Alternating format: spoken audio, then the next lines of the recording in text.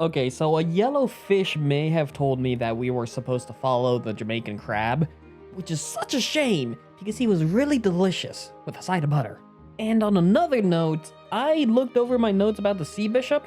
We didn't even need to search for some sort of palace anyways. You can just find them anywhere. I mean, you do kind of have to be ready to marry another fish monster girl, and then they will have more of a chance to appear, but I'm not sure any of us are ready to marry. Again, there's a reason we don't get any ocean-based monster girl requests. They're hard to deal with because you have to go into the water, but they're also very rare because you have to go in the water. I don't even know how we're going to attract the sea bishop anyway. I mean, we can go back and try and find a marrow or a mermaid and, do the whole bit where I subject you to them. Actually, that's not a bad idea. Hey, rookie, come over here. Today's monster girl is the sea bishop. They're a Piscean type monster girl and they belong to the family of mermaids. Their habitats are the ocean, their natures are mild and devoted, and their diets are omnivorous, ocean-based. The sea bishop is a variant of the mermaid that has the lower body of a fish and lives in the sea. As mentioned before, sea bishops are born clerics in the service of Poseidon, a deity of the sea, and can borrow the power of Poseidon to perform a unique sacrament that changes the body of a human man so that he can live in the ocean. A man thus altered is similar to an incubus. This ability makes the sea bishop highly sought after among the monsters of the sea, and a central presence in the marine monster society. Unmarried sea bishops do not stay in one place for long. They travel the seas, finding human monster couples in need of their rights.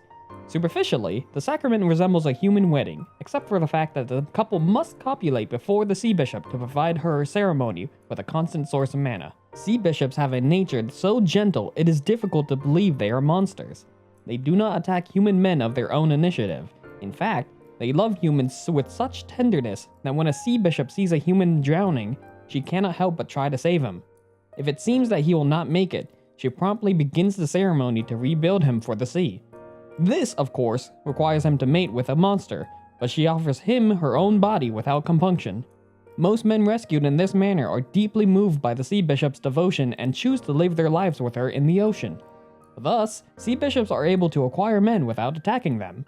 Once a sea bishop has initiated sexual intercourse, she calls upon the rich store of knowledge she has gathered by watching the mating of many monsters and men and implements the sexual curiosity she has developed. She offers without reserve her monstrous lust and her lovely body to secure her man's attention. Sea bishops are like most monsters in that it is all but impossible for them to resist sexual intercourse with their husbands. Once a sea bishop has acquired a husband, she takes up permanent residence with him in a fixed location and performs the sacrament only in the surrounding waters. Because sea bishops have an earnest desire to see monsters and humans join together, areas in which sea bishops have taken up permanent residence are said to see dramatic increases in the number of humans and monsters united in marriage. And thus, the sea bishop's threat level is non-existent. Due to their devotion to humans, they will not ever attack a human.